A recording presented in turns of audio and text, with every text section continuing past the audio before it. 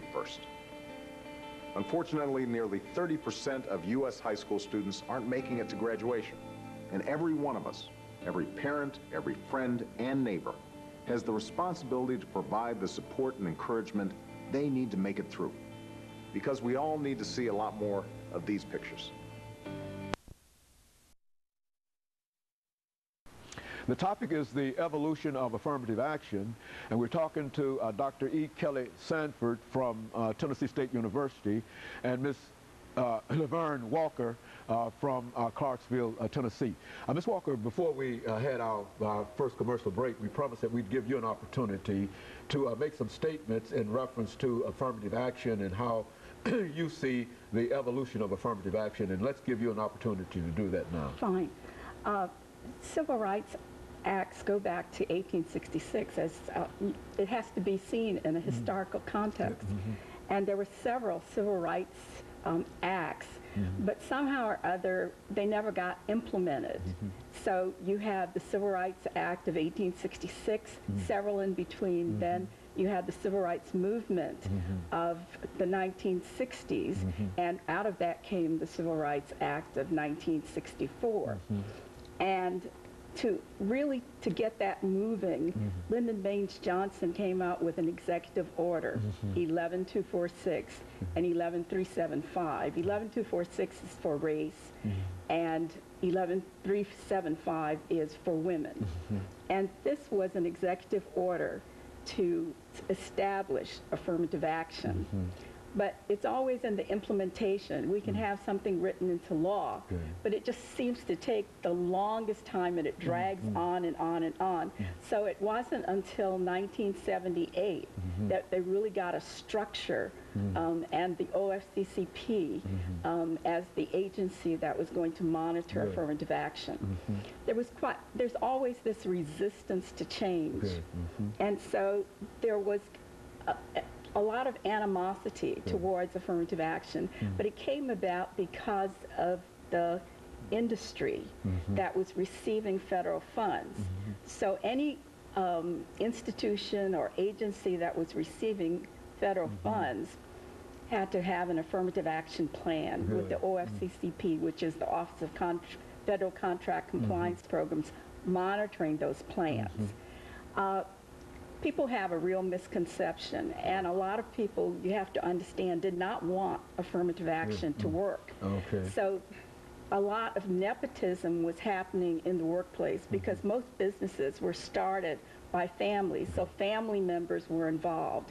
But if they were getting federal funds, it was a requirement that they have this affirmative action plan and to do extensive outreach, advertisement, and hiring practices that would bring a diverse population into the workplace. A lot of times, besides nepotism, there was tokenism. People were brought into the workforce, specifically the protected groups, the race, color, women, so forth, and they weren't qualified.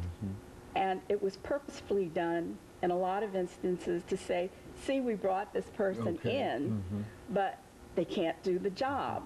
And you still hear these contentions that we can't find people who are qualified. And this is after 40 years. I mean, we have qualified people, and we still can't, they're not releasing those kinds of thoughts that we can't find people. Affirmative action's really for everyone. It's a fair and open process that is consistently applied.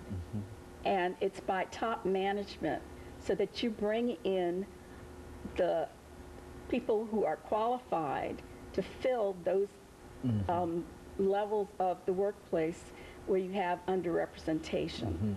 So it's like an elevator. Affirmative action is the process by which you bring people up to the level playing field. And when this process, you'll find when processes work or when procedures begin to work, then you get a backlash. So what I'm seeing now is a process working, but a lot of information out there to confuse people They're political terms like preferential treatment or Set-asides. set-asides, quotas, you know. There is no rule that says you have to have a certain number of women or a certain number of African Americans, a certain number of Asians, etc. But there are goals, and these goals were established as in the Nixon administration because companies wanted to say, well, where are we going?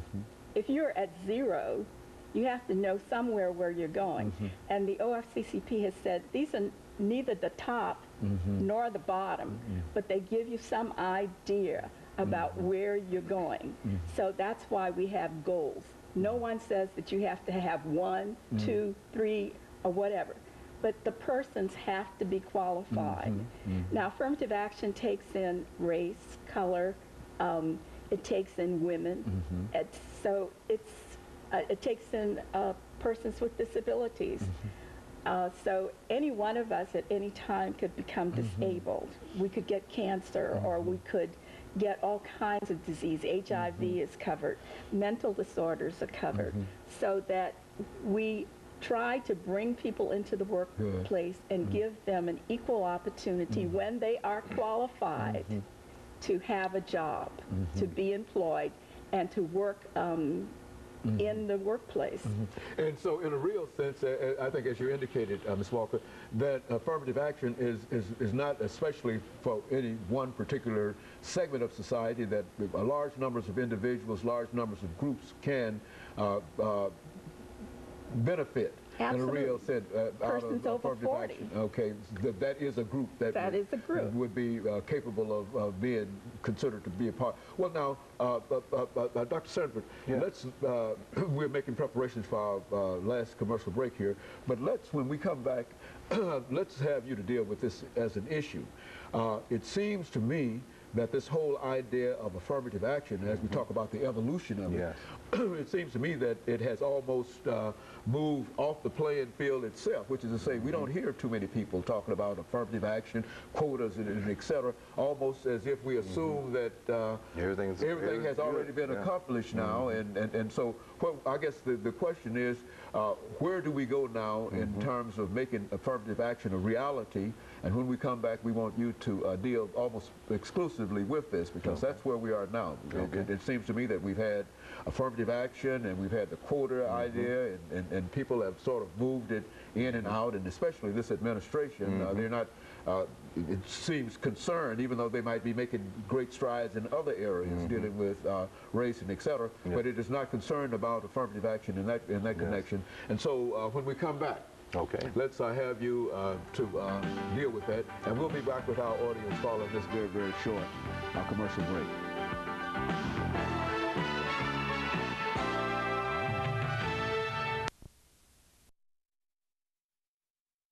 The topic is